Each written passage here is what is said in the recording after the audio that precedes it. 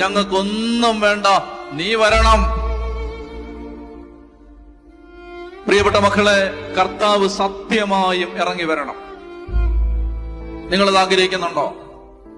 നിങ്ങളത് ആഗ്രഹിക്കുന്നുണ്ടോ? ഈ സമർപ്പണം അതിന് പോരാ. നിങ്ങൾ നന്നായിട്ട് അത് ആഗ്രഹിക്കണം. നിങ്ങൾ നന്നായിട്ട് കൊതിക്കണം, ദാഹിക്കണം. ഞാനിങ്ങനെ കൂട്ടായ്മയിലെ ഒരു പാവപ്പെട്ടവൻ പ്രാർത്ഥിക്കുന്നത് കേട്ടിട്ടുണ്ട്.